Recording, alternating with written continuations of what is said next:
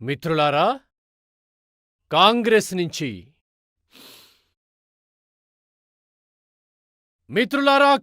నుంచి దేశాన్ని కాపాడ్డం, దేశంలోని ప్రతి పౌరుణ్ణి కాపాడ్డం, మన పిల్లల మన యువత భవిష్యత్తును కాపాడ్డం బీజేపీలో ఉన్నటువంటి ప్రతి కార్యకర్త బాధ్యత. కాంగ్రెస్ ట్రాక్ రికార్డ్ మనందరి ముందు ఉంది. కాంగ్రెస్ అస్థిరతకు తల్లి లాంటిది. కాంగ్రెస్ కుటుంబవాదానికి తల్లి. కాంగ్రెస్ అవినీతికి తల్లి. అలాగే కాంగ్రెస్ బుజ్జగింపులకు తల్లి లాంటిది. 70వ దశకంలో దేశంలో కాంగ్రెస్కు వ్యతిరేకంగా ఆగ్రహం పెల్లుబికినప్పుడు తనను తాను కాపాడుకోవడానికి అది అస్థిరత సాయం తీసుకుంది. కాంగ్రెస్ ప్రతి నేత ప్రభుత్వం అస్థిరతమైనదే. ఇక్కడ తీర్మానం సమయంలో ఆ చర్చ వచ్చింది. దాని గురించి ఎక్కువ మాట్లాడను.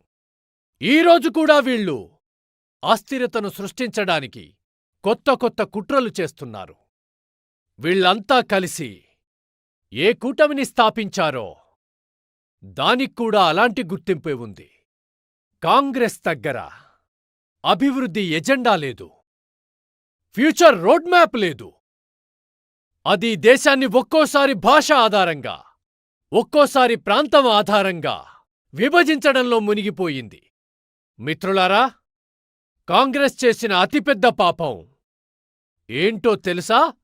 దేశ సైన్యం మనోధైర్యాన్ని ముక్కలు చేయడానిక్కూడా అది వెనుకాడలేదు.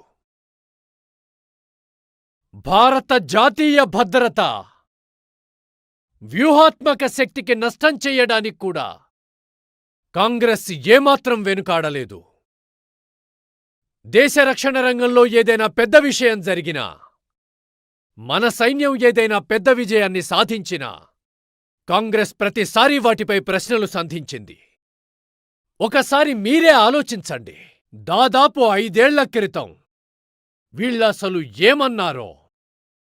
అసలు వీళ్ళన్ని ప్రయత్నాలూ చేశారు. మన వైమానిక దళానికి రఫేల్ లాంటి అడ్వాన్స్డ్ ఎయిర్ క్రాఫ్ట్ లభించకుండా వీళ్ళు దుష్ప్రచారం చేశారు.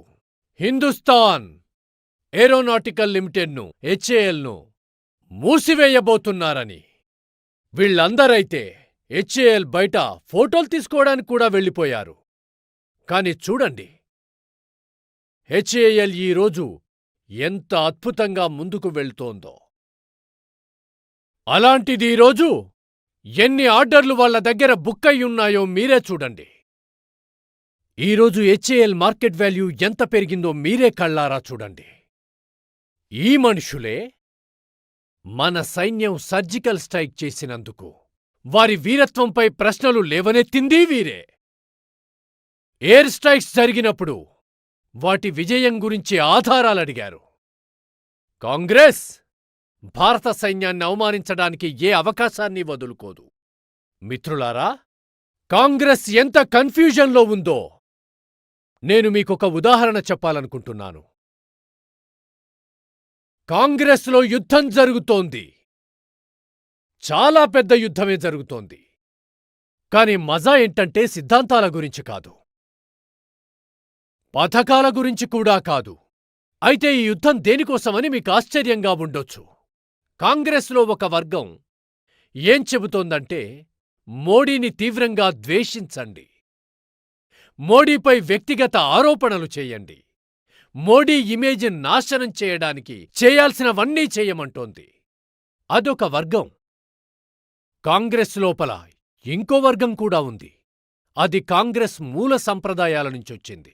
అది మోడీపై కేవలం వ్యక్తిగత ఆరోపణల ద్వేషం నుండి కాంగ్రెస్ను బయటకు తీసుకురండని, దానివల్ల కాంగ్రెస్కు మరింత నష్టం జరుగుతుందని అంటుంది. అంటే కాంగ్రెస్ మనతో అసలు సైద్ధాంతిక పోరాటమే చేయడం లేదు. ప్రస్తుతం కాంగ్రెస్ ఎంత షాకులో ఉందంటే, దానిలో సైద్ధాంతిక వ్యతిరేకత, సిద్ధాంతాలను వ్యతిరేకించే సాహసం కూడా మిగల్లేదు. అందుకే దూషణలు, మోడీపై అబద్ధపు ఆరోపణలే వాళ్ల ఏకైక ఎజెండాగా మారాయి.